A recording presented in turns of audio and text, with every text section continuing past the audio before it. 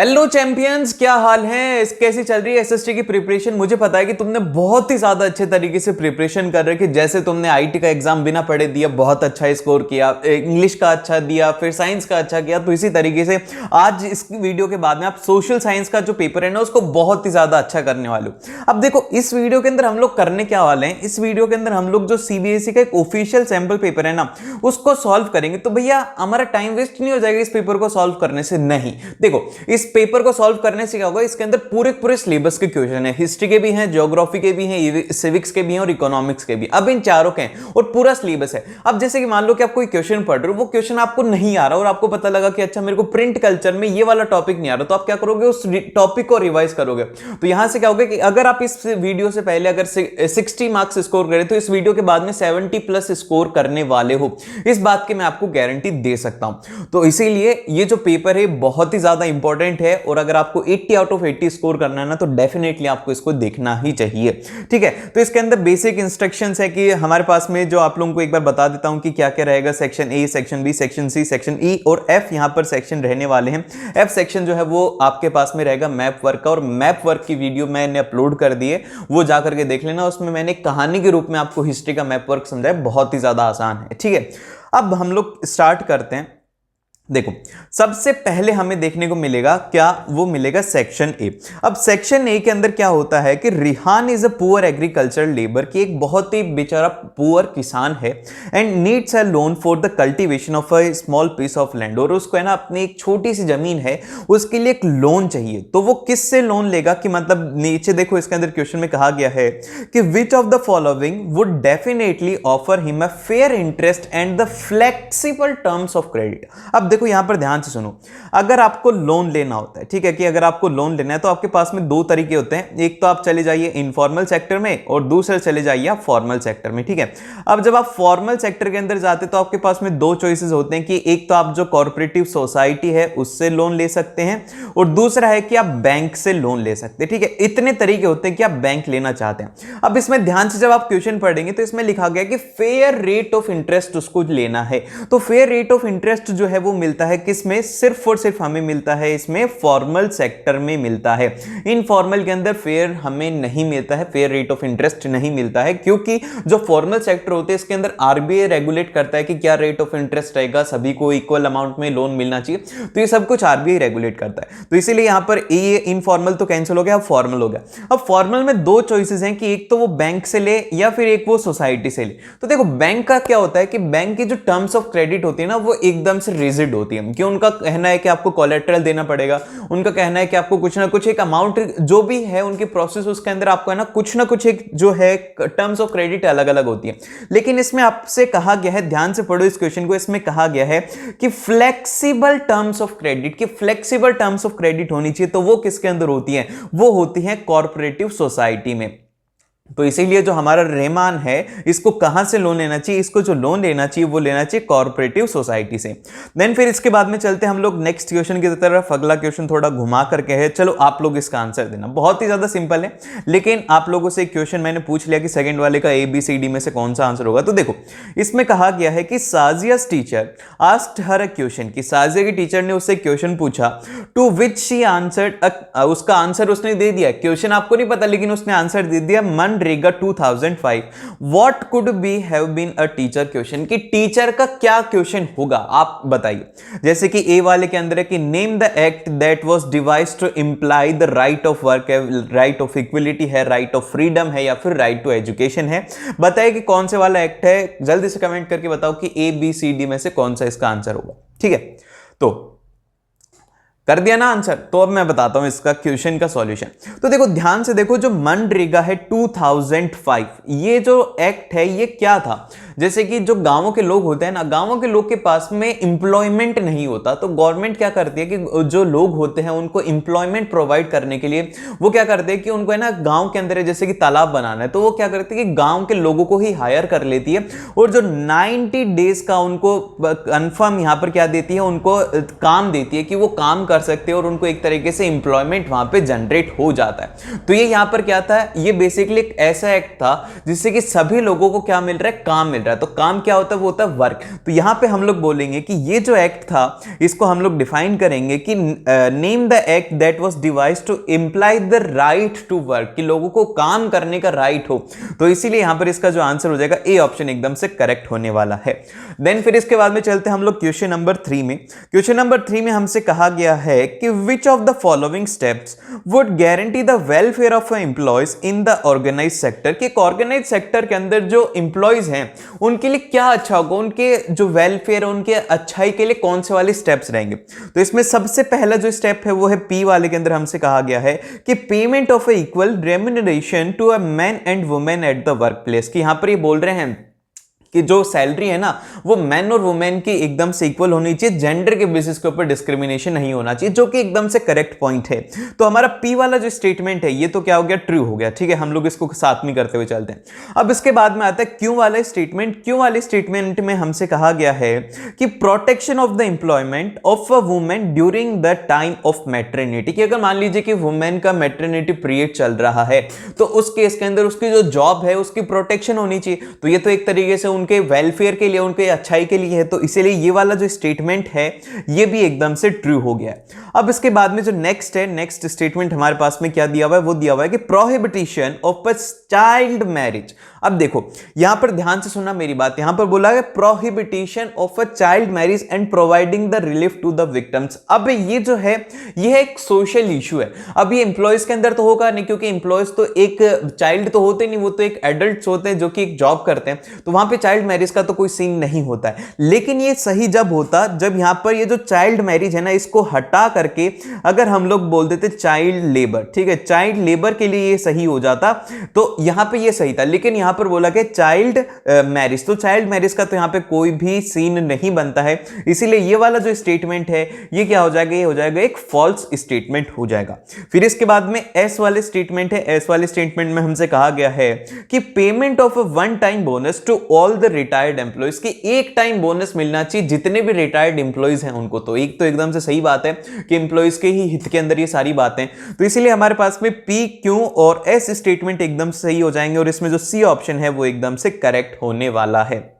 देखो थोड़ा लॉजिकली सोचना और ध्यान से क्वेश्चन को पढ़ना तो आपको सारे के सारे क्वेश्चन आराम से हो जाएंगे। फिर इसके बाद में आता है अगला क्वेश्चन है क्वेश्चन नंबर 4। क्वेश्चन नंबर 4 में कहा गया है कि which of the following is not.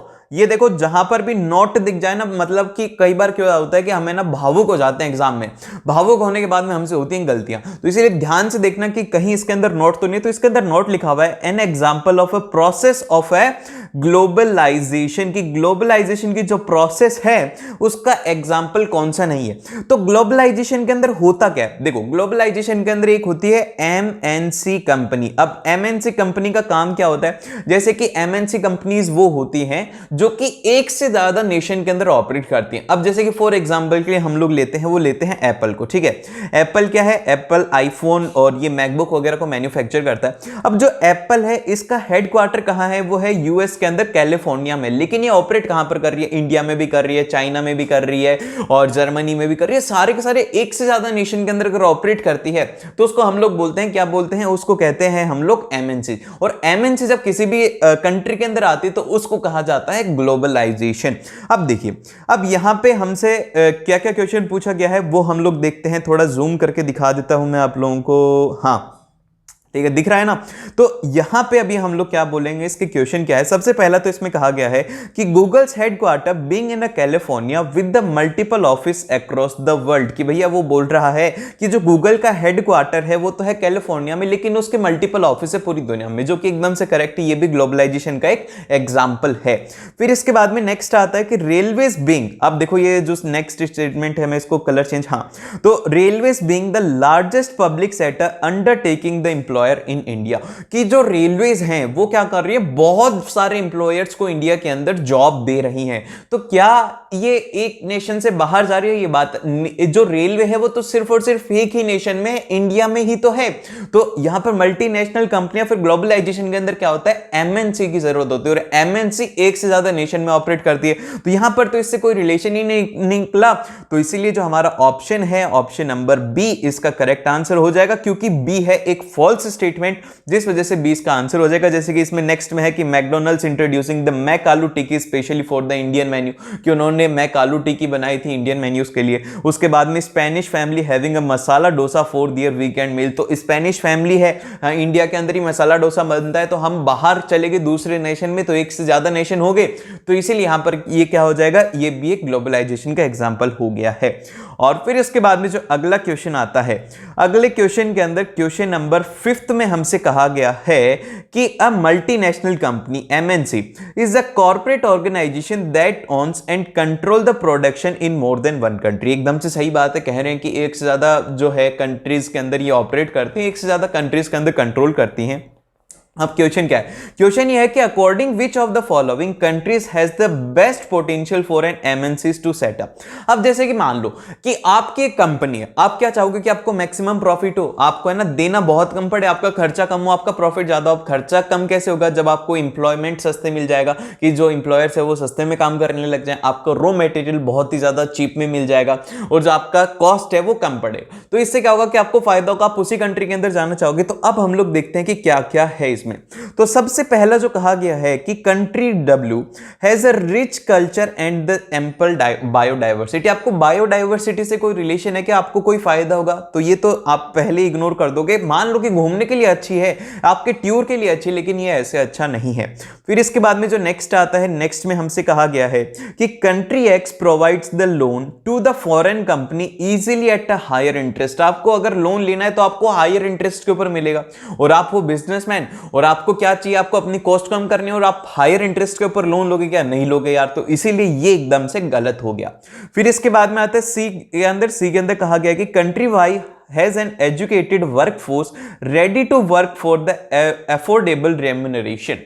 मतलब कि भैया हमारी जो कंट्री वाई है, इसके पास में एजुकेटेड वर्कफोर्स है जो कि आपके लिए एक अफोर्डेबल काम कर सकती है। और आपको भी क्या चाहिए, एजुकेटेड वर्कफोर्स चाहिए जो कि आपके लिए सस्ते में काम कर सके। तो आपका काम किस में होगा, वो होगा कंट्री वाई के अंदर। तो इसीलिए कौन से वाला ऑप्शन आप चूज करेंगे, कंट्री वाई को चूज करेंगे, और सी ऑप्शन एकदम से करेक्ट हो जाएगा। एकदम स्मार्ट हो तुम, स्मार्ट हो भाई, क्या मस्त आंसर दिया तुमने। फिर इसके बाद में अगला क्वेश्चन आता है।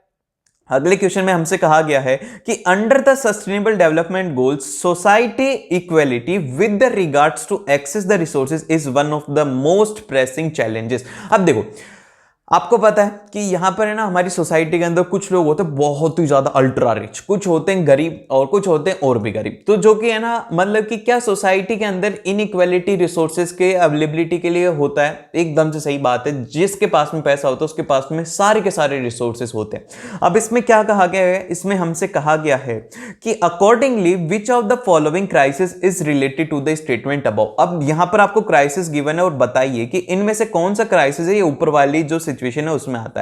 तो सबसे पहला कहा गया है कि damage to the infrastructure due to floods. Floods की वजह से जो इंफ्रास्ट्रक्चर है वो डैमेज होगा। तो देखो, कभी भी अगर फ्लड आती है, तूफान आता है, सुनामी आती है, तो वो ना तो ये देखती कि भैया ये रिच का घर है इसको तबाह नहीं करना, और पुअर का घर है उसको तबाह करेंगे। अगर उसके रास्ते में रिच और पुअर आ रहा है तो दोनों को ही तबाह करती हुई जाती है। तो ये यहां पर डिस्क्रिमिनेशन नहीं होता, तो ये ऑप्शन यहां पर गलत हो गया। फिर सेकंड के अंदर आता है कि scarcity of a clean water for the consumption. तो यहां पर इसमें कहा क्या गया है, इसमें कहा गया है कि जो हमारा मतलब कि एक तरीके से क्लीन वाटर की कमी हो रही है कंजप्शन की। अब जो रिच पीपल्स हैं वो तो आसानी से उसको पैसे दे करके भी खरीद सकते हैं, तो यहां पर सोशल इक्वेलिटी नहीं होती, यहां पर सोशल इनइक्वेलिटी हो जाती है। बेचारे गरीब लोग उसको अफोर्ड नहीं कर पाते और अमीर लोग उसको बहुत ही आसानी से अफोर्ड कर सकते हैं। फिर इसके बाद में नेक्स्ट में ऑप्शन में दिया गया है कि damage to the crops by the heavy rains. Heavy rains हो रही है तो वो ऐसा नहीं है कि जो अमीर जमींदार है उसके में नहीं होगी, गरीब वाले के खेत में होगी, ऐसा नहीं होता, सभी के खेत में बराबर होगी। फिर इसके बाद में नेक्स्ट है, नेक्स्ट में कहा गया है कि combating the water borne diseases in rural India. कि अगर मान लो कि गांव के अंदर एक डिजीज फैल रही है, कि एक मान लो कि क्या बोल रहे हैं कि है ना आपके गांव के अंदर कोई भी एक डिजीज फैल रही है पानी की वजह से, तो यहां पर ये तो पूरे गांव के लिए हो जाएगी ना, क्योंकि पूरे गांव के अंदर पानी तो जमीन से ही आ रहा है। अब जमीन से जब पानी आ रहा है तो एक जैसा ही पानी आएगा, अलग अलग तो आएगा नहीं, तो इसलिए यहां पर ये भी एक तरीके से सही हो जाएगा। तो सही ऑप्शन इसमें क्या रहेगा, सही ऑप्शन आप इसमें मार्क करेंगे ऑप्शन नंबर बी। तो इसलिए इसमें थोड़ा थोड़ा लॉजिकल, थोड़ा अपना दिमाग लगाओगे ना तो आपको सारी की सारी चीजें एकदम से सही आ जाएंगे। फिर इसके बाद में अगला जो क्वेश्चन है, अगला क्वेश्चन ध्यान से देखना, इसमें बोला गया है कि Shreya is making a list of the natural resources. वो एक नेचुरल रिसोर्सेज की लिस्ट बना रही है अपने प्रोजेक्ट के लिए। देख रहे हो, प्रोजेक्ट भी बनाती है वो खुद से। और जो लेजेंड्स हैं वो क्या करते हैं, प्रोजेक्ट अपने दोस्त का लेते हैं और उसको कॉपी करते हैं और उनको नंबर मिलते हैं। समझ रहे हो, इतने तगड़ा दिमाग होता है उनका। काम वो करते नहीं, कॉपी करते, पेस्ट करते, फिर भी उनको नंबर मिलते। तो यही तो होते हैं लेजेंड्स, कम पढ़ाई करके ज्यादा नंबर लाने वाले। और तुम सब में से बहुत सारे ऐसे लेजेंड्स हैं, मैं जानता हूं बहुत अच्छे से। तो लेजेंड्स कौन कौन है, एक बार कमेंट कर देना कि भैया आई एम लेजेंड, ठीक है। अब इसके बाद में हम लोग देखते हैं इसके अंदर आगे क्या कहा गया है कि she puts the wind energy under the one column and call under the another column. उसने क्या करा है कि जो विंड एनर्जी उसको एक कॉलम में रख दिया, दूसरे कॉलम के अंदर उसने कोल को रखा है on the basis of which she is classifying resources की, मतलब किसके बेसिस के ऊपर वो रिसोर्सेज को क्लासिफाई कर रही है। अब देखो यहां पे सबसे पहले में कहा गया है कि on the basis of origin, origin के बेसिस के ऊपर ये दोनों ही नेचुरली हैं, विंड भी नेचुरल है और कोल भी नेचुरल। सेकंड आता है कि on the basis of ownership, नहीं है इनके ऊपर किसी की भी ऑनरशिप नहीं है, आपकी ही है, अब आपका ही कोल है। अगर आपकी जमीन के अंदर कोल मिल गया तो वो आपका है, ठीक है। फिर इसके बाद में नेक्स्ट आता है कि on the basis of exhaustibility. अब ये एग्जॉस्टिबिलिटी का मतलब क्या होता है भैया, आज से पहले तो ये नाम हमने कभी सुना ही नहीं, कि वो खत्म कितने टाइम में होगा। कि जैसे कि जो हमारी विंड एनर्जी है ना, वो कभी खत्म नहीं होने वाली। इतनी विंड एनर्जी है, इतनी विंड एनर्जी है, जिंदगी में कभी खत्म नहीं होगी। आप बुढ़े होकर के मर जाओगे लेकिन विंड एनर्जी खत्म नहीं होगी। लेकिन यहां पर जो कोल है ना, कोल खत्म हो सकता है यार, क्योंकि कोल है एक लिमिटेड अमाउंट के अंदर है, कोल है एक लिमिटेड रिसोर्स। तो यहां पर इसने किसके बेसिस पर क्वालिफाई किया है, उसको किया है on the basis of exhaustibility. तो इसीलिए इसका जो करेक्ट आंसर होगा हमारे पास में सी ऑप्शन एकदम से करेक्ट होगा। और फिर इसके बाद में आती है नेक्स्ट क्वेश्चन नंबर 8। अब देखो क्वेश्चन नंबर 8 जो है, इसको समझना ना बहुत ही ज्यादा अच्छा है और इसको है ना आप याद रख सकते हो हमेशा हमेशा के लिए, ठीक है। इसमें कहा गया है कि एक हमारा पिजन है जिसका कि नाम है निकोबार पिजन है, जो कि एक पंछी है जो कि सिर्फ और सिर्फ कुछ स्मॉल आइलैंड के ऊपर कोस्टल रीजन में पाया जाता है। अब उसके जैसे कि नाम दिया हुआ है, अंडमान निकोबार हो गया, फिर उसके बाद में माल्या हो गया, सोलोमो हो गया, पॉल रीजन हो गया। तो एक तरीके से ये इन रीजन के ऊपर ही मिलता है। तो ये जो इस तरीके की स्पीसीज होती हैं, इसको हम लोग क्या बोलते हैं, तो जो स्पीसीज सिर्फ और सिर्फ एक स्पेसिफिक रीजन में ही मिलती हैं आपको, उनको कहा जाता है एंडेमिक स्पीसीज। ये आपको याद रखना है, ये जो नाम है ये आपको जरूर से याद रखना है। एंडेमिक स्पीसीज सिर्फ और सिर्फ एक पर्टिकुलर रीजन में ही मिलती हैं, ऑल ओवर द वर्ल्ड नहीं मिलती। तो इसीलिए सी ऑप्शन इसके लिए एकदम से करेक्ट ऑप्शन होने वाला है। अब इसके बाद में आता है नेक्स्ट क्वेश्चन नंबर 9 है। क्वेश्चन नंबर 9 देखो बहुत ही समझदारी वाला क्वेश्चन है। इसमें कहा गया है कि learning from the Belgium experience, की जो भी बेल्जियम का एक्सपीरियंस था उसको याद करो और उससे सीखो कि कौन से steps would be the most likely avoided to be a civil war in Sri Lanka that ended in 2009। तो इनका कहना यह है कि आप लोग है ना बेल्जियम एक्सपीरियंस जो है उसके बेसिस के ऊपर बताओ कि कैसे जो सिविल वॉर श्रीलंका में हुआ था वो नहीं होता, क्या क्या स्टेप्स बेल्जियम ने लिए थे। तो बेल्जियम का स्टेप ये था कि वहां पर जो एक तरीके से आप बोल सकते हो कि लॉस जो थे वो उसमें क्या था कि पावर डिस्ट्रीब्यूट थी, सब कुछ जो था सभी के बीच में रिसोर्सेज इक्वली डिस्ट्रीब्यूटेड थे, कोई भी माइनॉरिटी मेजॉरिटी नहीं था। तो ये उन्होंने डिसीजन लिया था। तो यही इनमें से कौन सा ऑप्शन बोलता है, तो सबसे पहला जो ऑप्शन है वो ये बोलता है कि making the reservation in the job for the Tamil speaking peoples, की तमिल वाले जो लोग हैं उनके लिए रिजर्वेशन बना दो कि उनको कम नंबरों के ऊपर भी जॉब मिल जाएगी और उनको जॉब मिलेगी। तो यहां पर तो फिर वो भड़क जाते कि भैया ये क्या कर रहे हो तुम, हम नहीं करने वाले, तो और ज्यादा वहां पर सिचुएशन खराब हो सकती थी। तो ये तो करना ही नहीं था। और फिर इसके बाद में यहां पर आता है कि बी वाले के अंदर कि dividing the entire country on the basis of a linguistic line of appeals the citizen, की यहां पर जो लैंग्विस्टिक बेसिस के ऊपर कि ये जो लैंग्वेज है, लैंग्वेज के बेसिस के ऊपर हम लोग उनको डिवाइड कर देते। तो यहां पर भी प्रॉब्लम हो सकती थी, अगर हमें डिवाइड ही करना था तो वहां पर डिवाइड थोड़ी हुआ था बेल्जियम में। तो ये भी एकदम से गलत हो गया। फिर इसके बाद में सी ऑप्शन जो है, सी ऑप्शन में कहा गया है कि devising the laws to accommodate the ethic differences of a citizen to ensure the peace, कि यहां पर जो है बेसिकली जो लॉज हैं वो बेसिकली हो कि वहां पर अच्छे से शांति हो, सभी लोगों के बीच में डिफरेंसेस कम हो, सभी को इक्वल ही ट्रीट किया जाए, चाहे वो सिंघाई हो या फिर तमिल स्पीकिंग हो तो ये हो, तो वो एकदम से करेक्ट सही बात होगी। तो इसीलिए जो हमारा सी ऑप्शन है वो करेक्ट होने वाला है। देन फिर इसके बाद में आता है हमारे पास में अगला क्वेश्चन है question number 10th। Question number 10th में कहा गया है कि आपको वर्ल्ड मैप के ऊपर देखो, ये वर्ल्ड मैप गिवन है, इसको देखो और इसके बेसिस के ऊपर आपको आंसर देना है। अब देखो इसमें क्या क्या कहा गया है, आपको ये ध्यान से देखना है। इसमें सबसे फर्स्ट में कहा गया है कि Argentina is the largest federal country in south Africa. यहां पर बोला गया कि अर्जेंटीना जो है कि सबसे बड़ी फेडरल कंट्री। क्या आपको इसमें दिख रहा है कि सबसे बड़ी, इससे बड़ी तो यार यहाँ पर ब्राजील ही दिख रही है, तो ये तो गलत हो गया। ये भी एकदम से फर्स्ट वाला ही गलत कर देते हैं, नहीं तो फर्स्ट वाला आंसर दो, खत्म हो जाए काम। फिर सेकंड में कहा गया है कि Germany has the state that share the power with the centre. ये तो हमें पता है कि जो जर्मनी है उसमें जो पावर है वो शेयर होती है सेंटर के साथ में, तो ये तो स्टेटमेंट सही है। अब बी वाले स्टेटमेंट तो हम लोगों ने निकाल लिया, लेकिन अब सी वाला देखते हैं कि Asia has the maximum number of the federal nation. कि एशिया, ये वाला जो रीजन है इसके अंदर maximum number of federal nation, आपको दिख रहा है क्या कि एशिया में सबसे ज्यादा? नहीं यार, इससे ज्यादा तो इधर दिख रहे हैं, हमें इधर दिख रहे हैं, तो ये तो नहीं हो सकता। और फिर इसके बाद में सी वाले के अंदर दिया गया है कि China does not having the provisional administration. की प्रोविजनल एडमिनिस्ट्रेशन है चाइना में, तो चाइना तो इस मैप में कहां पर है? चाइना है कहां पर? चाइना कुछ है ही नहीं, चाइना है ही नहीं, चाइना को भगा दिया, नहीं है चाइना, ठीक है, चाइना को भगा दिया हमने, चाइना को खत्म कर दिया मैप से, नहीं लगा रहे हम तो चाइना, चाइना है ही नहीं। अच्छा, और फिर इसके बाद में चलते हैं हम लोग क्वेश्चन नंबर 11th में। क्वेश्चन नंबर 11th जो है असर्शन रीजनिंग का क्वेश्चन है, बड़ा ही अच्छा क्वेश्चन होता है, इसको बस थोड़ा सा समझने की जरूरत होती है, आप ये क्वेश्चन कभी भी गलत नहीं कर सकते, तो फ्री के नंबर होते हैं। तो इसमें कहा गया है सेशन के अंदर कि in India the literacy rate among the women is significantly lower than the main. क्या ये बात है? एकदम से सही बात है कि आप देखेंगे कि गांवों के अंदर जो औरतें होती हैं वो कम पढ़ी लिखी होती हैं आदमियों से, और जो आदमी होते हैं वो ज़्यादा पढ़े लिखे होते हैं। आप अपनी दादी को देख लेना, आपकी दादी शायद नहीं पढ़ी होंगी और आपके दादा पढ़े लिखे होंगे, तो यही यहाँ पर होता है, एकदम से सही बात है, इंडिया के अंदर ये होता है। अब ये ऐसा क्यों होता है, ये इसके पीछे का रीज़न यहाँ पर दिया गया कि पात्रीचाल सिस्टम, बेसिकली यहाँ पर जो पिताजी होते हैं उनका ही नाम हम लोग पीछे लगाते हैं, उसी को ही कहा जाता है कि जो डोमिनेटिंग जो एक फैमिली होती है उसमें कौन होते हैं? वो होते हैं मेल, ठीक है, मेल डोमिनेट करते। जैसे कि आप देखेंगे कि आपके घर पर जो डिसीजंस होते होंगे वो आपके मेनली दादाजी लेते होंगे, क्योंकि मेरे घर पे तो मेरे दादाजी ही डिसीजन लेते हैं कि भैया किसको क्या करना है, और उसके साथ में फिर अगर दादाजी नहीं होते तो फिर पापा लेते, पापा को उस केस के अंदर लेना होता है। लेकिन यहाँ पर क्या होता है, डिसीजन बेसिकली हमारे यहाँ पर क्या है कि जो मेंस होते हैं उनको पावर है कि वो डिसीजंस वगैरह लेते हैं।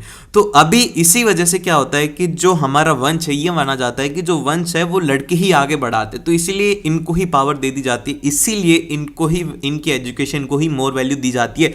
लेकिन अब देखो वैल्यूज तो इनको मिल जाती है, लड़कों को वैल्यू मिल जाती है, लेकिन ये कदर नहीं करते। वहीं पर ही जो गर्ल्स होती हैं, आप देखना रिलेट कर पाओगे, आपकी गर्ल्स जो होती है वो ज़्यादा पढ़ने में अच्छी होती है, उनकी राइटिंग अच्छी होती है, उनका होमवर्क टाइम के ऊपर कंप्लीट होता है, वो पढ़ने में भी अच्छी होती है, उनके मार्क्स भी अच्छे आते हैं। और वहीं पर ही जो बॉयज़ हैं, अभी देखना बहुत सारे, लो चलो तुमसे ही क्वेश्चन पूछ लेता हूं, क्या तुमने पूरी साल भर नोट्स बनाए थे? नहीं बनाए। क्या तुमने होमवर्क किया था? नहीं किया। क्या तुमने कोई प्रोजेक्ट सही ढंग से टाइम पर किया था? नहीं किया। अगर किया होगा तो वो भी कॉपी किया होगा। तो देखो अब यहाँ पर गर्ल्स को जिनको भी अपॉर्चुनिटी मिलती है वो अच्छी पढ़ती हैं, तो ये यहाँ पर बेसिकली डिसएडवांटेज ही हमारी सोसाइटी का, सभी को इक्वली ट्रीट करना चाहिए। तो इसीलिए जो हमारे पास में ए और आर करेक्ट रहेंगे, और R is the correct explanation of A है। अब इसके बाद में चलते हैं हम लोग क्वेश्चन नंबर 12th में। क्वेश्चन नंबर 12th में कहा गया है कि country P has recently adopted the democracy after a long struggle. एक बहुत बड़े स्ट्रगल के बाद में उसने डेमोक्रेसी को अचीव किया है, जैसे कि इंडिया ने किया। तो बहुत सालों तक हम लोग लड़े थे ईस्ट इंडिया कंपनी से कि हमें आज़ादी चाहिए। तो अब इसके बेसिस के ऊपर आपको बताना है कि कौन सी चीज़ जो है वो डेफिनेटली एक्सेप्ट करी जाती है इस चेंजेस की वजह से। तो सबसे पहले यहाँ पर आता है कि sharp decrease in the poverty in all the communities. ये एकदम से गलत बात है। जब कभी भी डेमोक्रेसी होती है, कोई भी देश फ्रीडम होता है, तो जो पहले राज कर रहे थे वो सारे के सारे रिसोर्सेज को लूट करके ले जाते। बेसिकली हमारी इंडिया जो थी वो थी सोने की चिड़िया, लेकिन ये जो आए थे ना ये ईस्ट इंडियन कंपनी वाले, ये सब कुछ लूट करके ले गए थे। तो इसीलिए इंडिया जब आज़ाद हुआ था तो उस टाइम के ऊपर काफ़ी ज़्यादा पॉवर्टी थी। और फिर इसके बाद में जो नेक्स्ट है वो ये है कि more accountability on the part of the government. फिर इसके बाद में क्या होता है, जैसे ही देश आज़ाद होता है तो हम लोग उनसे पूछ सकते हैं कि क्या गवर्नमेंट में हो रहा है, क्या नहीं हो रहा है। लेकिन अगर ईस्ट इंडियन कंपनी से पूछते थे तो वो हमें मार देते, ठीक है। तो बेसिकली ये यहाँ पर सबसे बड़ा इसका एक तरीके से एडवांटेज है। और फिर इसके बाद में यहाँ पर जो नेक्स्ट है वो है drastic rise in the nation income due to the sharp economic growth. ऐसा नहीं होता, एकदम से ऐसा नहीं होता कि देश आज़ाद होती है सारे सारे लोग लोग अच्छा पैसा बना रहे, सभी करोड़ करोड़ 2 करोड़ ऐसे कमा रहे, नहीं, ऐसा बिल्कुल भी नहीं होता है। और फिर इसके बाद में यहाँ पर नेक्स्ट जो है वो है डी है कि rules and the laws to be drafted according to the needs of the majority group. भैया मेजोरिटी जो ग्रुप है उनके बेसिस के ऊपर ही लॉ बना दिया, तो ये डेमोक्रेसी नहीं होती। डेमोक्रेसी का मतलब होता है to the people, by the people and for the people, ठीक है। तो इसीलिए डी ऑप्शन गलत हो जाएगा, एक ही ऑप्शन सही बचा जो कि है हमारा ऑप्शन नंबर बी। अब इसके बाद में आता है क्वेश्चन नंबर 13। क्वेश्चन नंबर 13 में कहा गया है कि opposition slams minister remark and comments the मतलब कि राइजिंग ऑफ फ्यूल प्राइसेस। देखो इस स्टेटमेंट का मतलब ये है कि जो अपोजिशन में पार्टी है, अभी रूलिंग पार्टी क्या है, वो है बीजेपी, ठीक है, ये तो सभी को पता ही है ना, ये तो नहीं है कि तुम्हें ये नहीं पता। और जो अपोजिशन पार्टी है वो है कांग्रेस। अब आपने देखा होगा कि कांग्रेस के नेता जो हैं वो बार बार बीजेपी से क्वेश्चन करते हैं कि भैया तुम्हारे ये क्या हो रहा है, ये फ्यूल प्राइसेस 110 हो रहा है, अभी 110 चल रहा है और फिर इसके बाद में थोड़े दिनों में 150 हो जाएगा, तो क्या कर क्या रही है सरकार, ये क्वेश्चन कर सकते हो, अपोजिशन के पास में राइट होता है। तो यहाँ पर इसमें बोला गया है कि which of the following not है, यहाँ पर not fall under the function of an opposition party, की ऑपोजिशन पार्टी के फंक्शन में ही नहीं आता। सबसे पहले यहाँ पर आता है कि audibility the government is pending and the budget, की वो उस गवर्नमेंट से पूछ सकती है कि हाँ भैया कितना पैसा किधर खर्च हो रहा है। अगर यही होता तो फिर तो डेमोक्रेसी के अंदर बवाल मच जाते, वो पूछने लग जाते कि हाँ भैया इतना पैसा इधर नहीं, ये ऐसे ऐसे ऐसे करके वो खराब कर देते। तो ये तो होता ही नहीं है उनके पास में, तो आंसर तो इसका हो गया ये ऑप्शन, ठीक है, ये ऑप्शन तो आंसर तो मिल गया हमें कि ये हो ही नहीं सकता। फिर सेकंड है कि criticising the government for its shortcoming and the mistake, कि अगर कोई भी गलती कर देती तो भैया उनको खरी खोटी सुनाना, उनकी मिस्टेक्स को बताना और क्रिटिसाइज करने का काम तो ऑपोजिशन का ही होता है। फिर इसके बाद में आता है asking the questions for the government to ensure the accountability, और पूछते कि हाँ भैया ये जो काम हुआ था वो क्यों हुआ था, कैसे हुआ था, तो ये सब अकाउंटेबिलिटी का काम भी वो कर लेती है। और लास्ट के अंदर है कि mobilising the support to the other parties to oppose the decision of the government, कि अगर मान लो कि कोई डिसीजन सही नहीं है तो वो दूसरी पार्टीज को साथ में ला करके बोल सकते हैं कि ये जो डिसीजन है ये सही नहीं है, तो ये कर सकती है वो, ठीक है। तो लेकिन एक ही नहीं कर सकती, auditing the government spending and the budget, की वो गवर्नमेंट से पूछ नहीं सकती कि आपका क्या बजट है, आप कहां पर स्पेंड कर रहे हो, तो ये काम नहीं है उसका। और फिर इसके बाद में आता है क्वेश्चन नंबर 14। क्वेश्चन नंबर 14 में कहा गया है विच of the following short coming definitely exist in the democratic regime में क्या एग्जिस्ट करता है। बेसिकली यहां पर आता है ग्लोरिफिकेशन ऑफ अ वॉर, मतलब कि आपके जो डेमोक्रेसी है उसके अंदर क्या वॉर होता है, नहीं होता, वॉर को दिखाते नहीं, हम लोग बताते हैं कि डेमोक्रेसी जो है बेसिकली एक बहुत ही ज्यादा पीसफुल होता है, तो यहां पर वॉर के तो आएगा ही नहीं। फिर सेकंड आता है स्लगिश डिसीजन मेकिंग। देखो स्लगिश का मतलब होता है कि लेट डिसीजन आते हैं। अब लेट डिसीजन इसलिए आता है क्योंकि वहां पर है ना आपको बहुत सारे लोगों के हित में लेना होता है कि कहीं कोई कम्युनिटी नाराज नहीं हो जाएगी, कहीं कोई रिलीजन ना हर्ट हो जाए, तो बहुत सारी चीजों को देखना होता है। वो जो डिसीजन आता है इसमें लेट आता है, लेकिन एक फेयर डिसीजन हमेशा डेमोक्रेसी में ही आता है। अब में आता है क्वेश्चन नंबर 15। देखो क्वेश्चन नंबर 15 तो जो है ये है एक पिक्चर बेस्ड क्वेश्चन है, जो कि आप लोगों को ध्यान से याद आएगी, वो वाली पिक्चर थी ना जिसके पीछे से सूरज निकल रहा था, तो उसमें अलग अलग मीनिंग था। तो इसमें बोला गया है कि which one of the following signified the beginning of a new era. आप देखते होंगे मूवी के अंदर, जब कभी भी मूवी के अंदर कुछ नई शुरुआत होती है तो वो जो स्टार्टिंग होती है वो होती है सन से, कि सीधी जो सन होता है उसको दिखाया जाता है, उसकी किरणें आती हैं, तो ये सब कुछ उसमें दिखाया जाता है। तो बेसिकली यहाँ पर जो न्यू एरा की स्टार्टिंग होगी वो होती है basically race of the rising sun, तो बी ऑप्शन हो गया। लेकिन यहाँ पर ब्रोकन चेन्स जो है वो यहाँ पर डिनोट करती हैं फ्रीडम को, ठीक है, यहाँ पे याद रखना कि ब्रोकन चेन जो है वो करती है फ्रीडम को। फिर उसके बाद में ब्रेस्ट प्लेट विद एगल जो है वो यहाँ पे हम लोगों को डिनोट करता है स्ट्रेंथ को। किसको डिनोट करता है, ये करता है स्ट्रेंथ को। और फिर इसके बाद में यहाँ पर olive branch around the sword, ये डिनोट करता है basically willingness to make the peace. ये होते हैं, इनके अलग अलग मतलब होते हैं, तो ये याद रखना। ये नहीं तो ये भी आ सकता है कि इनका मतलब क्या होता है, तो ये आपको जरूर से याद रखना है। देन फिर इसके बाद में आता है क्वेश्चन नंबर 16 है। क्वेश्चन नंबर 16 में आप लोगों को कहा गया एक डेटा गिवन है, इसको डेटा को पढ़ो एंड आइडेंटिफाई द कंट्री। आपको कंट्री आइडेंटिफाई करना है which is most probably has the well developed health care, कि जिसके पास में वेल डेवलप्ड हेल्थ केयर होगा but lesser the average education than in India, ठीक है। तो आपको सबसे पहले ना ये एवरेज हेल्थ केयर कहां कहाँ से पता लगेगा, ये पता लगेगा कि लाइफ एक्सेप्टेंसी एट बर्थ की मतलब आप कितने साल जियोगे, ये डिपेंड करता है हमारे हेल्थ केयर सिस्टम के ऊपर। तो इंडिया का जो है वो है हमारे पास में 68.8, तो इससे ज़्यादा होना चाहिए, जैसे कि well developed health care but less होना चाहिए एजुकेशन सिस्टम। तो किसका है सबसे ज़्यादा, तो वो है, एक तो है हमारे पास में श्रीलंका का, फिर उसके बाद में एक है नेपाल का और एक है बांग्लादेश का। इन 3 देशों का हमारे से ज़्यादा लाइफ एक्सेप्टेंसी जो है बर्थ के ऊपर वो ये है कि आप इतने साल जियोगे। हम इंडिया के अंदर ये कर सकते हैं कि आप 68 ईयर्स तक जीने वाले हो। फिर इसके बाद में यहाँ पर जो नेक्स्ट है वो ये है कि जो स्कूलिंग है वो यहाँ पर गिवन है कि ये डेटा है उस स्कूलिंग का कि कितने लोग उसमें स्कूल्स जाते हैं। तो इंडिया का जो डेटा है वो है 6.4 और जो श्रीलंका का डेटा है वो है 10.9। देखो कितना अच्छा है, इंडिया के अंदर 6.4 है, वहां का 10.9 है।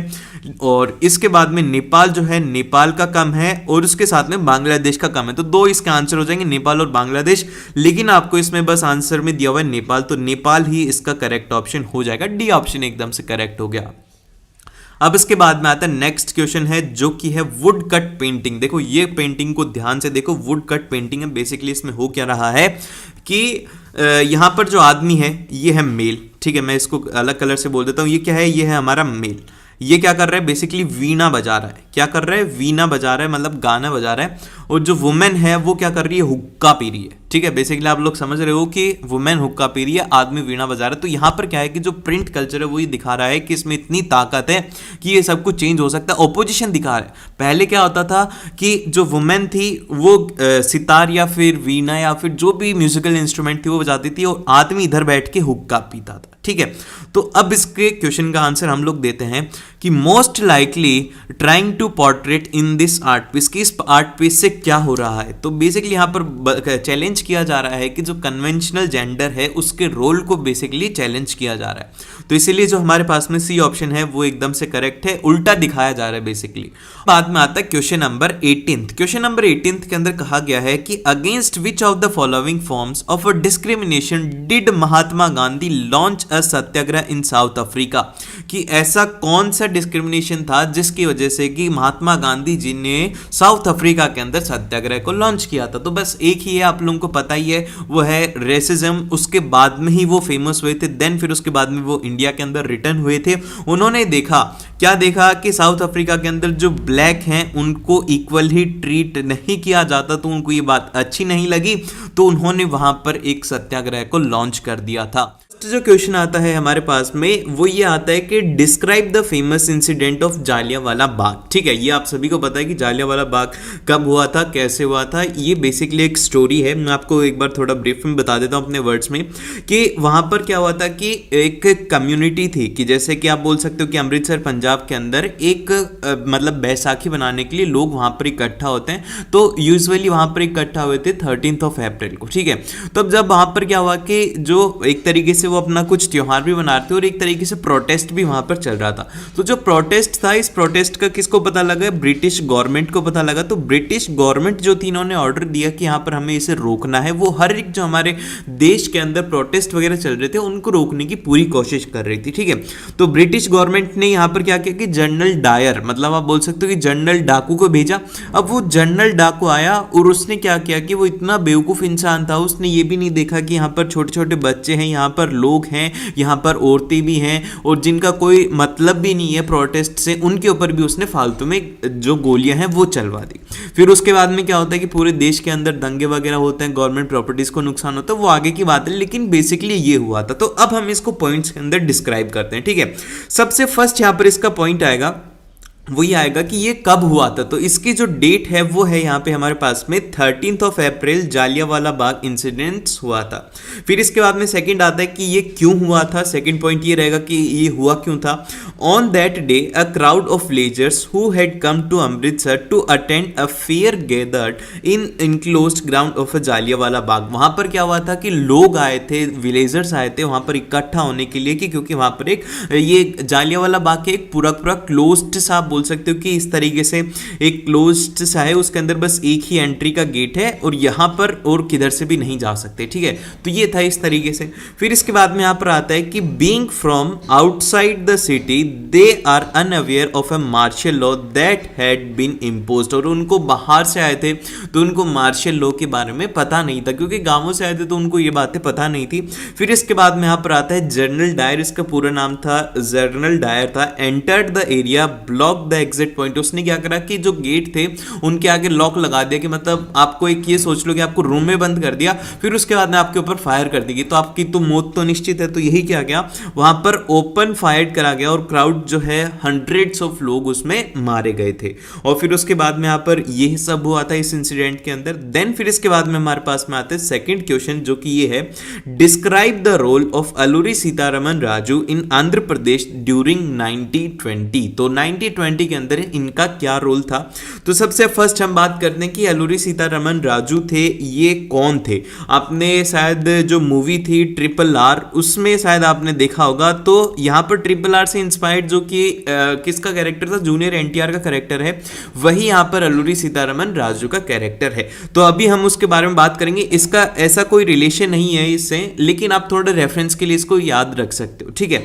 तो अलूरी सीतारमन राजू जो थे उनका क्लेम ये किया जाता था, claim that he had a variety of special powers. उनके पास में कुछ ऐसी जादुई शक्तियां थी जिसकी हेल्प से वो क्या कर सकते थे, एस्ट्रोलॉजिकल प्रेडिक्शन की, मतलब आगे क्या होगा, और उसी के साथ में healing peoples and surviving bullet shots. और ऐसा भी कहा जाता था कि अगर उनको गोली मार दी जाएगी तो उनको कुछ भी नहीं होगा, ऐसा माना जाता था, ऐसा क्लेम किया जाता था कि ऐसी पावर थी उनके पास में। और फिर इसके बाद में यहाँ पर आता है कि सेकंड पॉइंट ये है कि the rebels proclaimed him as an the incarnation of God. और ऐसा भी कहा जाता था कि वो जो है यहाँ पर जो रेबल्स थे वहाँ के, वो ये कहते थे कि भगवान का दूसरा अवतार है। यहाँ पर इनकारनेशन का मतलब होता है अवतार।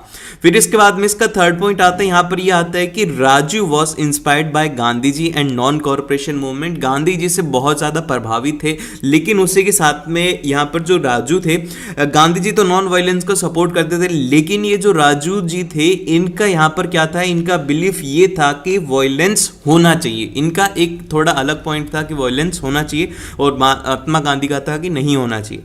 फिर इसके बाद में इन्होंने इससे इंस्पायर होकर के क्या करा कि जो गांव वाले लोग थे उनको कहा कि pursuit the peoples to wear khadi and give up drinking. उन्होंने कहा कि ये जो भी आप कपड़े पहन रहे हो ये सब छोड़ो, हमारे देश के बने हुए खादी के कपड़े पहनो, दारू वगैरह पीना बंद करो, जिससे कि ना ये जो सरकार है ये ज़्यादा लंबे समय तक टिक नहीं पाएगी। फिर इसके बाद में यहाँ पर आता है कि but at the same time he arrested, मतलब कि arrested that India could be liberated only by the use of force and not violence. मतलब कि इनका मानना ये था कि यार फोर्स यूज में लेंगे जब ही हम इंडिया को एक तरीके से काबू में कर सकते हैं, अदरवाइज नहीं हो सकता। फिर उसके बाद में यहाँ पर लास्ट पॉइंट है इसका, वो ये है कि use the gorilla warfare for achieving Swaraj. और इन्होंने यहाँ पर क्या किया था कि गोरिल्ला वारफेयर था उसको यूज में लिया था स्वराज को अचीव करने के लिए। अब इसमें से आप कोई से भी 3 नंबर का क्वेश्चन है तो इनमें से कोई से भी 3 पॉइंट लिख सकते हो, जो कि स्टार्टिंग वाले 3 पॉइंट बहुत ही ज्यादा आसान है। फर्स्ट वाला कि वो क्या थे, कौन थे। फिर सेकंड वाला ये था कि उनको क्या क्या स्पेशल पावर्स मानी जाती थी, फिर वो गांधी जी से इंस्पायर्ड थी। ये 3 पॉइंट लिखोगे तो भी आपको 3 नंबर मिल जाएंगे। फिर इसके बाद में यहाँ पर हमारे पास में आता है क्वेश्चन नंबर 22, जिसके अंदर कि यहाँ पे कहा गया है कि why did European flee to America in 19th century. इसको एक्सप्लेन कीजिए। तो जब कभी भी ऐसा है तो आपको बेसिकली उसके बारे में पूरा एक्सप्लेन कर देना है।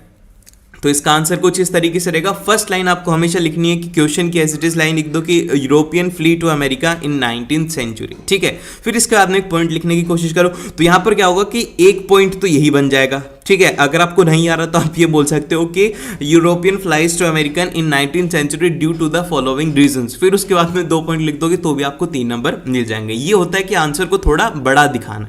फिर इसके बाद में यहाँ पर हमारे पास में फर्स्ट पॉइंट आता है, वो ये है कि poverty and hunger were common in Europe. जो यहाँ पर है कि भूखमरी थी और वहाँ पर जो है गरीबी बहुत ज़्यादा थी यूरोप में।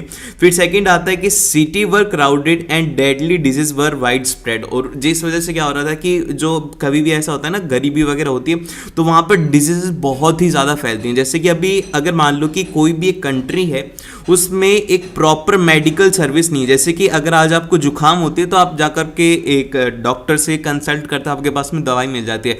लेकिन वहीं पर अगर हमारा देश गरीब हो, हमारे पास में ऐसे सोर्सेज ना हो, तो क्या होगा, वहाँ पर हमें प्रॉपर मेडिकल फैसिलिटी नहीं मिलेगी, तो क्या होगा कि लोग बुखार होने की वजह से भी उनकी डेथ होने लग जाएगी। तो वही यहाँ पर होने लगा, डेडली डिजीजेस आ गई। तो यहाँ पर डेडली डिजीजेस क्या हो सकते हैं, ये एक तरीके से मलेरिया हो सकता है, डेंगू हो सकता है, या फिर कोविड भी हो सकता है। कोविड ने तो सभी को करा था, लेकिन ये डिजीजेस, बेसिक डिजीज भी क्या होती हैं कि उस टाइम के ऊपर बहुत ज़्यादा जल्दी से फैलती हैं। फिर इसके बाद में यहाँ पर हमारे पास में नेक्स्ट आता है, वो ये है कि रिलीजन कॉन्फ्लिक्ट्स आने लग गए थे, बहुत ही ज़्यादा कॉमन हो गए थे, रिलीजियस डिससेंटर्स वर प्रोस्टिट्यूटेड, ठीक है। फिर इसके बाद में इसका फोर्थ पॉइंट आता है कि यहाँ पर plantation were work by the slaves, और यहाँ पर जो प्लांटेशन का वर्क था वो स्लेव्स के द्वारा करवाना जाने लग गया था। फिर इसके बाद में इसका सेकंड वाला पार्ट है, आप हमेशा याद रखना कि आपको एग्जाम के अंदर जो 3 नंबर के क्वेश्चन है उनमें हमेशा आपको एक चॉइस मिलेगी, बहुत से क्वेश्चन में और बहुत से क्वेश्चन में नहीं मिलेगी, लेकिन एसएसटी में हमेशा चॉइस मिलती ही मिलती है। तो यहाँ पर एक क्वेश्चन है हमारे पास में, क्वेश्चन इसका सेकंड पार्ट है कि why did the merchants move to the countryside Europe during the 17th and 18th century। अब इसमें कहा गया कि जो मर्चेंट्स थे वो क्यों गांवों में चले गए यूरोप के, तो आप इसके बारे में लिखिए। तो बेसिकली आप यहाँ पर लिखेंगे, इसका फर्स्ट पॉइंट हमारा वही रहेगा कि merchants moves to country side Europe. अब उसके आप रीजन लिखिए। सबसे फर्स्ट यहाँ पर आता है कि expansion of world trade and acquisition of colonies, तो यहाँ पर फर्स्ट पॉइंट ये हो गया। फिर सेकंड पॉइंट यहाँ पर ये है कि powerful urban craft and trade glide shots are not allow expansion of production in towns, और एक तरीके से एक रीजन ये भी था कि उनका जो प्रोडक्शन है टाउन्स के अंदर वो बढ़ाने के ऊपर रोक लगा दी गई थी। फिर इसके बाद में यहाँ पर इसका नेक्स्ट पॉइंट आता है, वो ये है कि producers regulate the production competition and prices, एक तरीके से उस टाइम के ऊपर मोनोपोली थी कि वही प्राइस को बताएंगे, वही उसको कंट्रोल करेंगे, वही बताएंगे कि तुम्हें इतना प्रोडक्ट निकालना, इतना प्रोडक्ट निकालना, ये सब उनका काम था। फिर इसके बाद में यहाँ पर आता है कि जो रूलर्स थे also granted the different lights the monopoly rights to produce and trade in a specific product, और यहाँ पर जो रूलर्स थे उनके पास में अलग अलग तरीके के मोनोपोली राइट्स थे प्रोड्यूस करने के, ट्रेड करने के, उनके अपने हिसाब से। और it was therefore difficult for the new merchants to set up the business in town, so they turn to the country side. और इसीलिए क्या हो रहा था कि जो नए नए लोग आ रहे थे, जैसे कि अगर आज आपको बिजनेस सेटअप करना है तो आप कहाँ पर जाते हो, सिटी की तरफ जाते हो, लेकिन उस टाइम पर ऐसा नहीं था। अगर आप आओगे तो आपको बिजनेस में घुसना ही नहीं दिया जाएगा, तो आपको क्या करना पड़ेगा, मजबूरी में अपने गाँव ही जाना पड़ेगा। और फिर इसके बाद में हमारे पास में क्वेश्चन आता है, वो आता है क्वेश्चन नंबर 23। इसके अंदर आपको दिया हुआ है पूरा कि जैसे कि सेक्शन नेम है religious debates and the fear of prints, फिर इसके बाद में द रीडिंग मैनिया, ये इस तरीके से आपको दिया जाएगा। और फिर उसके बाद में जैसे कि आपका इंग्लिश के अंदर क्या होता है कि अनसीन पैसेज होता है ना, वैसे यहाँ पर क्या होगा कि ये सीन पैसेज बन जाएंगे, ठीक है। तो अब आप आपको यहाँ पर तीनों चैप्टर से एक एक पैराग्राफ दिया हुआ और उससे रिलेटेड क्वेश्चन पूछा गया। तो बच्चे क्या करते हैं, पढ़ते ही नहीं, उनको पता है कि चैप्टर से क्वेश्चन है तो सीधा वहीं से आपको क्वेश्चन को कर देना, आप भी यही करना, ठीक है। तो सबसे फर्स्ट हमारे पास में 23 का क्वेश्चन आता है कि evaluate the effectiveness of print in the transition of ideas and culture. तो अब आप इसका आंसर किस तरीके से लिखेंगे, एक नंबर का क्वेश्चन है, एक नंबर के हिसाब से लिखिएगा, ठीक है। तो यहां पर आता है कि print introduced a new world of a debate and discussion which leads to the beginning of the मतलब कि Protestant Reformation with the contribution of Martin Luther, ठीक है। यहां पर प्रिंट से ये सब कुछ बदलाव आया था। फिर इसके बाद में इसका सेकंड पार्ट है जिसमें कि यहां पे आता है कि to what extent do you agree that scientific ideas were circulated through prints. आप ये बताइए कि आप किस हद तक आप मानते हो कि ये जो साइंटिफिक आइडियाज थे ये प्रिंट के थ्रू सर्कुलेट होने लग गए थे। तो यहां पर इसका आप आंसर देंगे कि जो न्यूज़पेपर है, जैसे कि अगर आपके पास में कोई भी आइडिया आप न्यूज़पेपर में निकाल दो तो उससे रिलेटेड जितने भी लोग हैं वो आपसे कांटेक्ट कर सकते हैं। जैसे कि फॉर एग्जांपल के लिए आप क्या करना चाहते हो, आप एक फ्लाइंग कार बनाना चाहते हो, ठीक है। मतलब मैंने एफ ही अच्छे से नहीं लिखा, मैं क्या बोल रहा हूं कि आप एक फ्लाइंग कार कार बनाना चाहते हो तो आप क्या करोगे, न्यूज़पेपर के अंदर एक आर्टिकल निकाल दो कि जो भी फ्लाइंग के इंजीनियर्स हैं, एस्ट्रोनॉट हैं, वो सब मेरे से कांटेक्ट करें, मैं इस तरीके से इस प्रोजेक्ट के ऊपर काम कर रहा हूँ। तो इस तरीके से क्या होगा कि लोगों के पास में नई नई अपॉर्चुनिटीज़ वगैरह उस टाइम पर आने लग गई और नए नए आइडियाज़ आने लग गए। जैसे कि बहुत बार हमारे पास में न्यूज़पेपर में आता है कि इस तरीके की नई गाड़ी बन गई है कि वो इलेक्ट्रिसिटी से चलेगी, हाइब्रिड होती है। इस तरीके के आइडियाज़ किसके थ्रू आते हैं, वो आते हैं हमारे पास में न्यूज़पेपर के थ्रू, जर्नल्स के थ्रू, चाप बुक्स के थ्रू और अदर जो मीडियम पोलराइजर हैं उनके द्वारा यहाँ पर आने लग गए। और फिर इसके बाद में यहाँ पर आता है कि philosophers like Isaac Newton, Thomas pen and volunteers, जैसे कि इन सभी के आइडियाज़ वगैरह हैं, ये सब कुछ इसमें सर्कुलेट होने लग गए थे उस टाइम पर प्रिंट की हेल्प से। और फिर इसके बाद में यहाँ पर आता है कि हमारे पास में जो थर्ड पार्ट है उसमें ये कहा गया कि to what extent did the print culture create the condition for the French Revolution. अब इसके कोई भी आप एक एविडेंस बताइए कि इसमें कहा जा रहा है कि प्रिंट जो कल्चर है उसने कैसे फ्रेंच रेवोल्यूशन के लिए यहाँ पर कंडीशंस जनरेट की थी। तो उसका आंसर हमारे पास में कोई सा भी एक पॉइंट हो सकता है, लेकिन मैं आपको तीनों पॉइंट बताऊंगा। सबसे फर्स्ट पॉइंट यहाँ पर आता है कि print polarisation the idea of an the एलेंगमाइंट थिंकर्स। और फिर इसके बाद में सेकेंड इसका पॉइंट आता है कि all the values, norms, institutions were reevaluated and discuss. जितने भी यहाँ पर वैल्यूज थे, नॉर्म्स थे, इन सभी को वापस री इवेल्युएट करा गया, वापस से बैठ करके डिस्कस करा गया कि क्या क्या प्रॉब्लम है, किस तरीके से हम इसको रिफॉर्म कर सकते हैं। देन फिर इसके बाद में हमारे पास में जो नेक्स्ट पॉइंट आता है वो आता है कि it leads to the growth of the hostile sentiments against the French monarchy. और उस टाइम के ऊपर क्या हुआ कि जो फ्रेंच मोनार्की थी उसके अगेंस्ट में जैसे कि अलग अलग लोगों के बीच में ना आप बोल सकते हो कि देशभक्ति की भावना बढ़ने लगी और दूसरे देश के प्रति नफरत बढ़ने लग गई। तो ये सब काम वहां पर होने लग गया था। इन तीनों में से कोई भी एक पॉइंट लिख दो क्योंकि ये एक नंबर का है। फिर इसके बाद में अब हमारे पास में क्वेश्चन स्टार्ट होते हैं, वो होते हैं ज्योग्राफी का। सबसे फर्स्ट यहां पर आता है कि energy saved is the energy produce, support the statement with the suitable example. तो यहां पर कहा गया है कि एनर्जी सेव है वो एनर्जी प्रोड्यूस होती है, ये कैसे हो सकता है। तो हम इसको लिखेंगे। सबसे पहला हमारा धर्म है कि हम इसमें लिखें कि energy saved is energy produce, इसको सेमीकोलन में करके फिर हम इसके पॉइंट्स लिखना स्टार्ट करते हैं। तो सबसे फर्स्ट यहां पर आता है कि promotion of an the energy conservation increased the use of an the renewable energy resources are the 12 planks of an the suitable energy. ठीक है, ये सस्टेनेबल एनर्जी आएगा यहाँ पे। और फिर इसके बाद में सेकंड पॉइंट है कि India is presently one of the least energy efficient country in world. और हमारे इंडिया के अंदर मतलब हम सबसे लीस्ट एफिशिएंट है वर्ल्ड के अंदर, लेकिन हम धीरे धीरे हमारी पोजीशन इंक्रीज कर रहे हैं। ये बहुत पुराना है, करीब करीब आई थिंक कि 5 साल पुराना डेटा होगा, लेकिन अभी बहुत ज़्यादा इंप्रूवमेंट हम कर चुके हैं। फिर इसके बाद में हमारे पास में जो नेक्स्ट आता है वो आता है कि we have to adopt a cautious approach for the judicious use of an the limited energy resources. और यहाँ पर हमें क्या है कि एक कॉन्शियस अप्रोच को लेना पड़ेगा जिससे कि हमें ना एक पूरा जो हमारे पास में लिमिटेड एनर्जी रिसोर्सेज उसका हम सही ढंग से यूज कर पाएं। जैसे कि अभी क्या हो रहा है कि हर कोई पेट्रोल खरीद पा रहा है, लेकिन हम ऐसा रूल लगा दे कि यार हर एक फैमिली को है ना मतलब महीने का कितना लीटर पेट्रोल दिया जाएगा, 60 लीटर पेट्रोल दिया जाएगा, चाहे आपके पास में कितना पैसा। तो इससे क्या होगा कि हम एक सस्टेनेबल डेवलपमेंट को उससे कर पाएंगे। कि क्या होगा कि आप ना ज्यादा एक्सेसिव फ्यूल आप वेस्ट नहीं कर सकते, इतनी एनर्जी आप वेस्ट करोगे कि आप 150 यूनिट से ज्यादा काम में नहीं ले सकते। तो क्या होगा कि उससे हमारी जो एनर्जी है वो हम आगे के लिए उसमें सेव कर सकते हैं और उससे हमारी एनर्जी भी बच सकती है। देन फिर इसके बाद यहाँ पर आता है हमारे पास में जो नेक्स्ट है वो है पॉइंट नंबर 4, जो कि यहाँ पर using the public transportation system instead of using the individual vehicles. आजकल तो आप देखो हर किसी के पास में अपने पर्सनल व्हीकल्स हो ही रखे हैं, हर कोई भी आजकल बस वगैरह में ट्रैवल ही नहीं करता। और आई थिंक कि आप लोगों को तो बस वगैरह के बारे में पता ही नहीं होगा कि जो पब्लिक ट्रांसपोर्ट है उसको किस तरीके से यूज़ करते हैं। वो जो ऑटो होता है जिसमें कि 10-15 लोग होते हैं, एक पीछे लटक के जाता है, तो वो सब बातें हैं, वो सब आप लोगों को नहीं पता। लेकिन यहाँ पर कहा जा रहा है कि पब्लिक ट्रांसपोर्टेशन सिस्टम को यूज़ कीजिए, जैसे मेट्रो हो गया, ट्रेन हो गया, बसेस हो गया, जिससे कि क्या होगा कि आप इंडिविजुअल क्या होता है कि अगर आप एक कार है, ठीक है, एक कार में आप अगर ट्रेवल कर रहे हो तो वहाँ पर क्या हो रहा है कि आप बस एक इंसान के लिए बहुत ज़्यादा फ्यूल वेस्ट कर रहे हो। लेकिन वहीं पर ही अगर मान लो कि वही कार के अंदर एक कार है जो कि कमर्शियल कार है और उसके अंदर करीब 5 लोग ट्रैवल कर रहे हैं, तो क्या होगा कि फ्यूल उतना ही जलेगा, लेकिन क्या होगा कि वहां पर 5 लोगों का काम हो रहा है, तो 5 अलग अलग गाड़ी में नहीं जाकर के एक ही में जाकर के वहां से एनर्जी को सेव किया जा सकता है। देन फिर इसके बाद में हमारे पास में जो नेक्स्ट ये आता है कि स्विचिंग ऑफ द मतलब कि इलेक्ट्रिसिटी जो है उसको बंद कर देना चाहिए जब काम में नहीं लेते। तो बेसिक बेसिक बातें जो कि आपको अच्छे से पता ही है।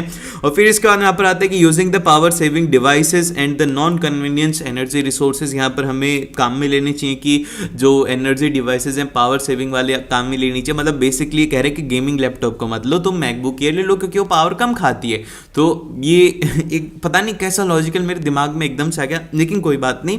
अब हम चलते हैं इसके नेक्स्ट पॉइंट के ऊपर जो कि हमारे पास में आता है कि India has a fairly rich and varieties of mineral energy, मतलब कि mineral resources across the different region, support the statement with example. तो यहां पर कहा गया कि हमारे इंडिया बहुत ज्यादा अमीर है, इसके पास में बहुत तरीके के मिनरल रिसोर्सेज हैं अलग अलग रीजन के अंदर, तो आप इसको सपोर्ट कीजिए। तो आप इसको कैसे सपोर्ट करोगे? सबसे पहले तो सपोर्ट करोगे ये वाला स्टेटमेंट लिख के। फिर इसके बाद में इसका फर्स्ट पॉइंट यहां पर आता है, वो ये आता है कि peninsular rocks contains most of the reserves of coal, metallic minerals, mica and many other non metallic minerals. तो यहाँ पर पेनिसुलर रॉक्स हैं वो काफ़ी ज़्यादा इंपॉर्टेंट रोल प्ले करती हैं, उससे हमें बहुत सारी चीज़ें मिलती हैं जो कि काफ़ी ज़्यादा प्रीशियस है।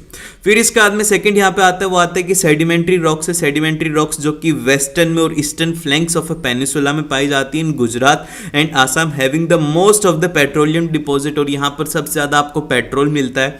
फिर इसके बाद में फोर्थ मतलब थर्ड पॉइंट आता है जो कि है राजस्थान। राजस्थान से क्या होता है कि Rajasthan with the rock system of in the peninsula has the reserve of in the many non ferrous minerals and the vast alluvial मतलब plains of a north India are almost devoted to the economic minerals. Then फिर इसके बाद में जैसे कि हमने क्या करा है कि तीनों तरीके से बात कर लिए, जो भी इंपॉर्टेंट बातें थी वो सब हमने इसमें डिस्कस कर ली। फिर इसके बाद में आप आता है कि जो नेक्स्ट क्वेश्चन है क्वेश्चन नंबर 25, जिसके अंदर की कहा गया कि describe any 3 feature of Indian federalism. ये क्वेश्चन आता है सिविक्स से, सिविक्स का क्वेश्चन है, तो इसको आपको सिविक्स के अकॉर्डिंग लिखना। भैया सिविक्स जो है वो बहुत ही ज़्यादा मेरे को तो देखो डर लगता था, मेरे को तो सिविक्स याद भी नहीं होती थी, लेकिन पता नहीं मैंने किस तरीके से ये किया और मेरे को इसमें भी 10 CGPA आ गया। पता नहीं मेरे को, मतलब मैं बता रहा हूँ ना आपको, हमारे टाइम के ऊपर CGPA का सिस्टम था 10 CGPA एक सब्जेक्ट के अंदर लाना कोई बड़ी बात नहीं थी, बहुत आसानी से आ सकते हैं और वो आपके भी आ सकते हैं। बस थोड़ा सा आपको दिमाग से काम लेना है, प्रीवियस ईयर क्वेश्चंस को करो, आपको पूरा आइडिया लग जाएगा। और मैं ज़्यादातर आपको जो भी क्वेश्चन देता हूँ वो प्रीवियस ईयर क्वेश्चंस ही बेस्ड होते हैं और उसके अलावा कुछ भी नहीं देता और कुछ भी उसके अलावा आएगा ही नहीं।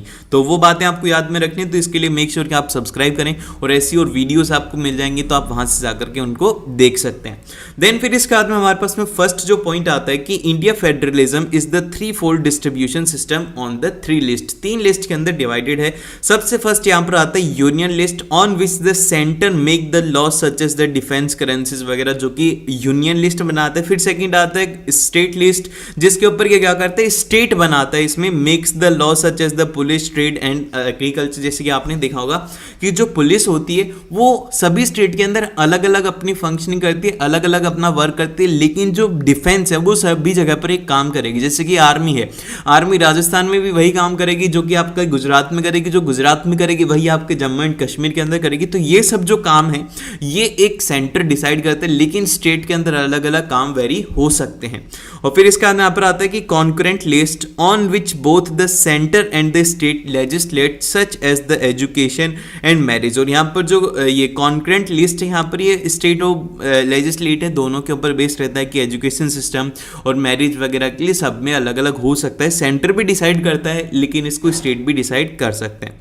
फिर इसके बाद में यहाँ पर आता है हमारे पास में इसका जो नेक्स्ट पॉइंट है वो ये है कि central legislate on the residuary subject. और फिर इसके बाद में यहाँ पर आता है कि high court and the supreme courts sort out the dispute between the centre and state. और यहाँ पर ये जो हाई कोर्ट ने सुप्रीम कोर्ट है ये सब कुछ शॉर्ट आउट करते हैं कि यार जो सेंटर और स्टेट के बीच में कोई भी ऐसा कॉन्फ्लिक्शन ना हो। अगर होता है तो आप उसमें जाइए हाई कोर्ट में, सुप्रीम कोर्ट में, तो वहां से आपका शॉर्ट आउट हो जाएगा।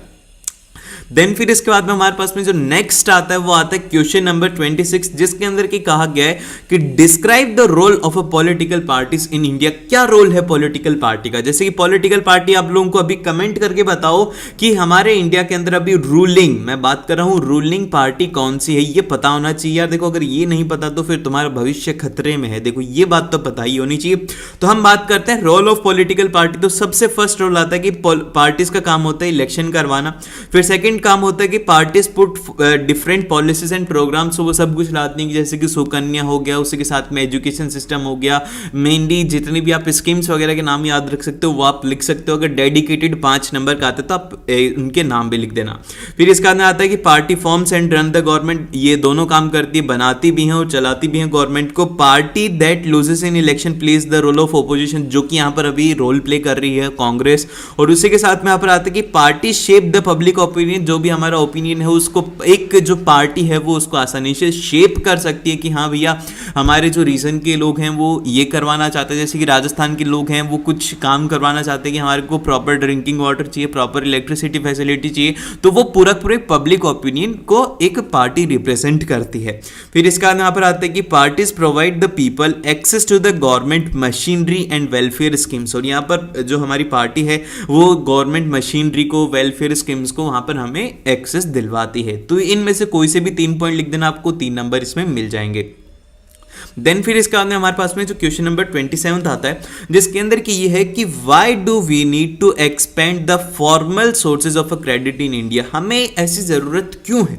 तो देखो बेसिकली होता क्या है इंडिया के अंदर अगर आपको पैसा चाहिए, जैसे कि अगर आज आपको 5 लाख रुपए चाहिए तो आप क्या करोगे? आपके फर्स्ट दिमाग में थॉट क्या आएगा कि मैं जाता हूं, मैं अपने घर वालों से लेता हूं, अगर घर वाले नहीं देते तो दोस्तों से लेता हूं, दोस्त नहीं दे रहे तो रिश्तेदारों से लेता हूं। ठीक है, ये 3 तरीके होते हैं कि जिससे कि आपको बहुत जल्दी पैसा मिलेगा।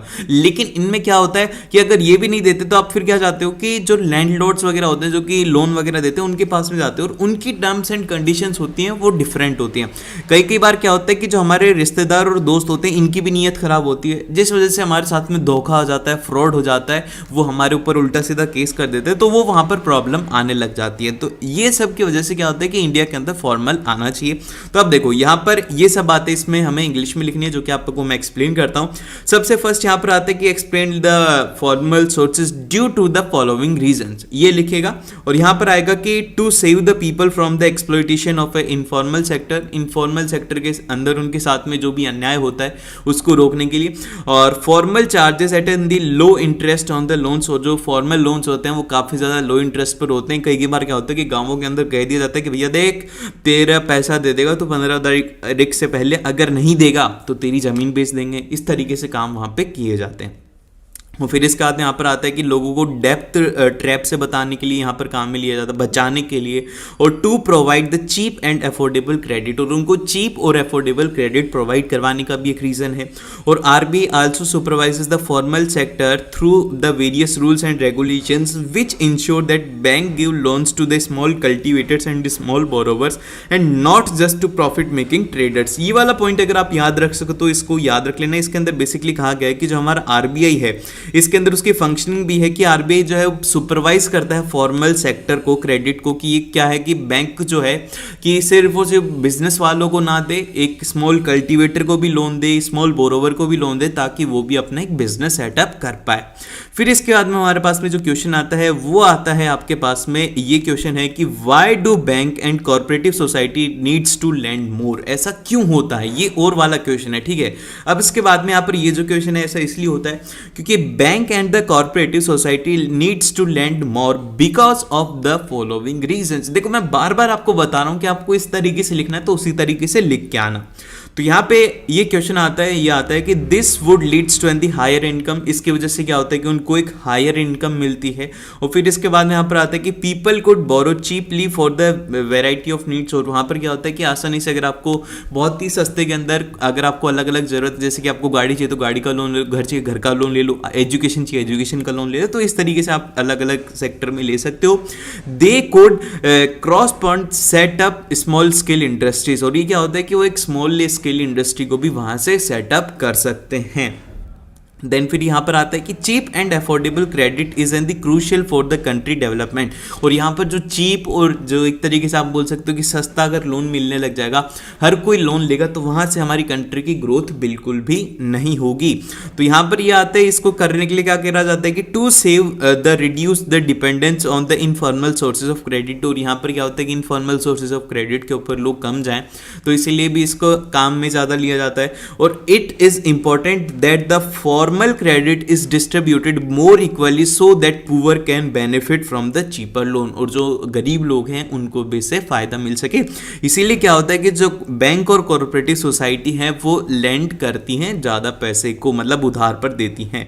और फिर इसके बाद में हमारे पास में आता है क्वेश्चन नंबर 28, जो कि है हमारे पास में कि under unemployment continues to be a rampant in the rural areas, suggest the 3 ways through which employment for the such peoples can be generated. तो यहाँ पर कहा जा रहा है कि आप जो अंडर एम्प्लॉयमेंट है वो बहुत ज़्यादा हो रहा है रूरल एरियाज़ के अंदर, वहाँ पर एम्प्लॉयमेंट नहीं है। जैसे कि अगर आप आज भी अगर गांव में रहते हो या फिर आप गांव में हो, तो आप देखोगे कि एक जो परिवार है, एक फैमिली जो है, उसके अंदर सिर्फ और सिर्फ कई बार क्या होता है कि ओनली एंड ओनली एक आदमी है, वो क्या करता है, वो काम करता है और वही यहाँ पर पैसे कमाता है और बाकी के लोग सिर्फ और सिर्फ वहाँ पर कंज्यूम करते हैं, प्रोड्यूस नहीं करते। तो वहाँ पर क्या होता है कि ये एक तरीके से अंडर एम्प्लॉयमेंट है, अनएम्प्लॉयमेंट ज़्यादा है गाँवों की तरफ। लेकिन क्या होता है, सिटी के अंदर हर कोई काम करता है। जैसे कि अगर 4 लोग हैं फैमिली में, तो चारों के चारों काम करेंगे, पापा, बेटा, बेटी, सब इसमें काम करते हैं। लेकिन गाँव में सिर्फ और सिर्फ एक ही इंसान काम करता है, वो भी सरकारी जॉब का।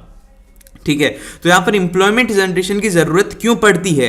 तो इसके पीछे के रीजन यहाँ पर आते हैं कि people can be employed in the project like the construction of a dam, canal, roads और विलेजेस वगैरह के अंदर करा जा सकता है कि रोड बन रही है तो उनको एम्प्लॉयमेंट दे दिया, इस तरीके से किया जा सकता है।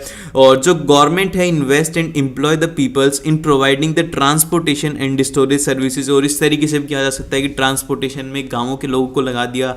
और फिर इसके बाद में यहाँ पर आता है कि people can be employed in the service like the banking और ट्रेड में लगा देगा। जो थोड़े पढ़े लिखे हैं उनको बैंकिंग और जो पढ़ी लिखी जॉब्स हैं वो दे दी गई, और जिनको थोड़ा कम पढ़ना लिखना आता है उनको जैसे कि ड्राइवर्स वगैरह बना दी। तो जिससे कि क्या हुआ कि उनके पास में कम से कम एक सोर्स ऑफ इनकम तो रहेगा ही।